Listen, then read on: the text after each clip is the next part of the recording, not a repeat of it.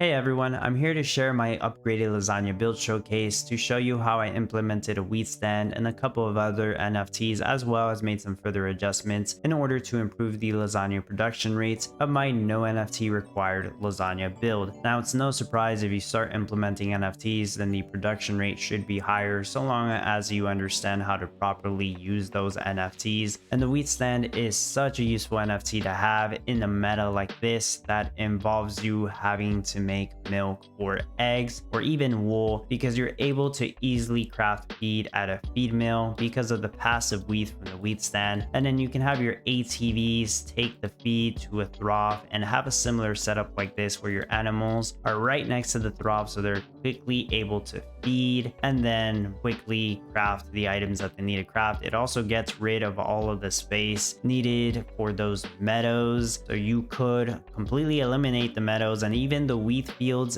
if you have enough passive wheat. Now, I am using a legendary wheat stand, but for the sake of this design, it needs to be at least a rare wheat stand in order to work. If this was a rare wheat stand, you would have 3 passive wheat on these tiles and then 2 passive wheat on these tiles. You need exactly 2 wheat in order to craft feed as well as flour. So if you have the rare wheat stand here, you're able to get all of the feed and the flour that you need to make this work. Now, I'm going to show you the production rates for this design. It is doing 57.5 lasagna per hour, and the bottleneck is flour at 172.5 per hour. I believe that's what it caps out at, and I could increase the flour production rate higher if I were to add a wheat field and then another windmill crafting flour, but I didn't want to include any wheat fields for this design. I wanted to get by without having to use them. Additionally, if I had at least an epic wheat stand, what I would do is move the stand right here. I would still get the passive wheat that I need for all the feed mills as well as these 2 windmills, but I'd also be able to replace this tractor with a windmill on a red craft timer, and it would give me the additional flour that I would need to reach 180 flour, and that would allow me to reach 60 lasagna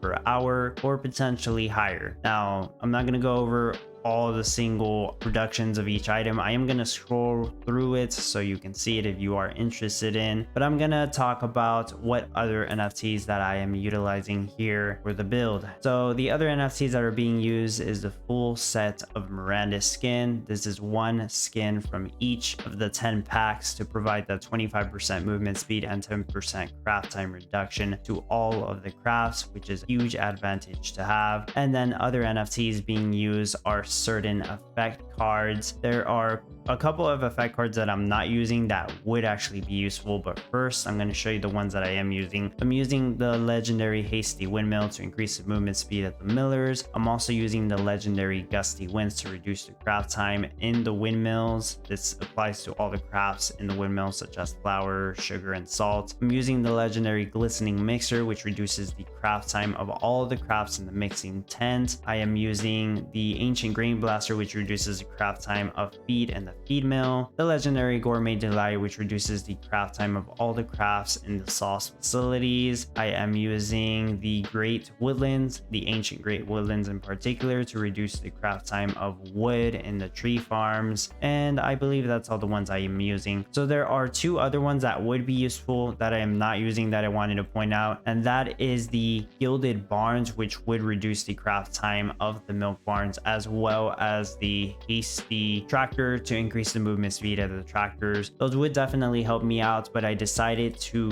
get away with the ounce using those for the sake of this design. But if I were to implement both of those, I could probably save a space from not needing a milk barn as well as not needing a farm tractor. So other than the Miranda skins and the effect cards, the only NFT that I have placed down here is the wheat stand. I could also implement an express depot, but I left the regular trade depot here and I realized that the build is balanced enough to the point that you don't even need to have the express depot. A regular trade depot will still work for this. So I left that alone, which means the only NFT I'm using here is a legendary wheat stand. I'm going to talk about some adjustments that I made to improve this design further. I took advantage of the subgrid placement for these windmills in order to fit an extra windmill on a green craft timer. So the way this works is windmills need to have less than one shade casted on them in order to have a green craft timer. So right here, there's a 3 space gap for the 3 shade that the windmill usually casts. So both of these windmills are on a green craft timer because they don't have any shade being casted on them, or at least not one full shade. Now, when we take a look at these 2 windmills, they actually are separated by 2.5 spaces, if you can see that, because this one is placed in the middle. So both of these windmills actually have 0.5 shade. The game rounds it down to 0 shade. So even though it shows 4 shade right there, 3 from the windmill, it's actually 0.5 from each windmill from the shade that they're casting on each other, but the craft time is still green, which means it's still on the fastest craft timer. And then we have these 2 windmills, which are not casting shade on each other because they are separated by 3 full tiles. And then we have these 2 windmills, which are casting shade on each other because they're separated by 2.5 tiles. So both of these windmills have half a shade, which once again, the game just rounds it down to 0. So the craft timer is still green, it's still the fastest craft timer. That little trick lets you get by with 5 windmills next to an edge like this, but still on a green craft timer or the fastest craft timer because of that little subgrid placement trick. This design still has 3 more windmills on a green craft timer over here. It does get rid of the windmills that I have in the center over here on the no NFT required build that were also on a green craft timer. That's because I'm implementing more buildings in order to make this work, and I still have plenty of red timer windmills crafting other items, I believe more than the no NFT required build had, so that does also make up for it. I also am getting by with less oil pumps, so I'm only using 3 oil pumps, and it gives me exactly the amount of gas that I need to complete all of the trades with just one single trade depot. And I do need many more ATVs because I am using a wheat stand, and that requires a lot of ATV workers to pick up feed to take it to the troughs. But the best thing, or the great thing about the ATVs, is that they only cast 1 shade. I can easily have them placed next to my green craft timer windmills without impacting them, and you can see I still have the oil pumps here because they don't cast shade on them, so it works out very well. And as for my crops, I needed more husk rice, so I implemented this pond design and have all these rice fields with the 8 passive water that they need to craft the husk rice. I have a good amount of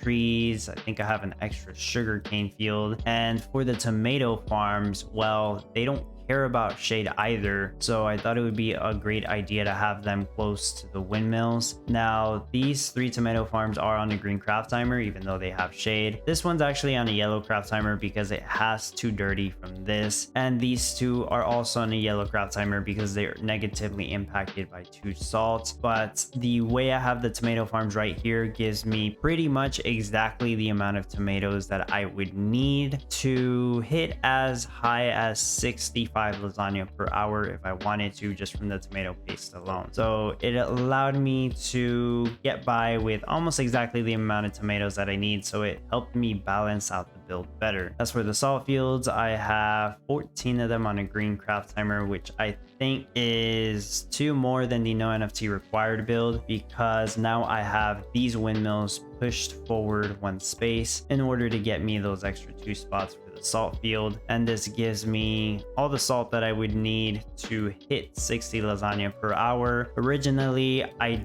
did have a adjustment where I had these windmills pushed forward like this, and it would still work. There is no additional shade being casted on these tiles, and then I could have 2 more salt fields, but I wasn't making enough flour to hit 60 lasagna per hour, so I didn't need that much brine or salt, so I decided to just push it back like this, and that bought me a little bit more space to have the chicken coop right here. So it worked out this way, but if I wanted to, I could push this forward and have 2 more salt fields on a green craft timer to further improve the salt production rates. I did have to move quite a couple of buildings around. Like, if you saw the no NFT required build, the gas production looks pretty similar, but it's not. The water pumps actually moved from here to the back side, and all these buildings actually got shifted one to the right, and the way the refinery is placed here, it's placed in a way where it's not going to cast shade on the windmill, cast one shade here and one shade here. So it had to be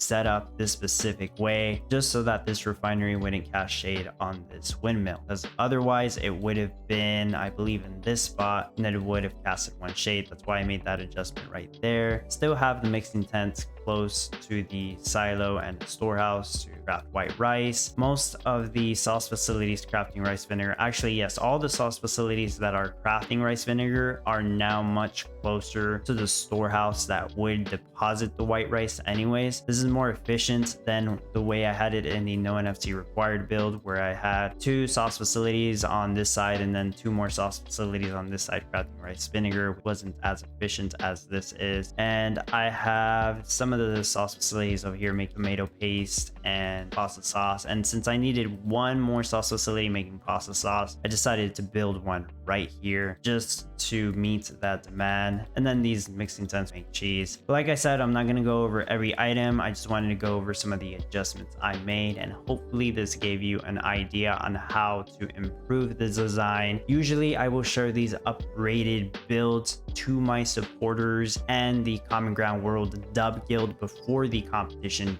begins, and this will go out to the public near the end or after the competition ends. That's just the way I do these upgraded designs. If you want to help support my channel, feel free to join my Patreon or YouTube membership, or even click that link in the description of the video before you plan on purchasing something, as it helps out a lot. If you found this helpful or informative, please leave a like, leave a comment, consider subscribing if you haven't done so, and as always, I appreciate your support and thank you for watching.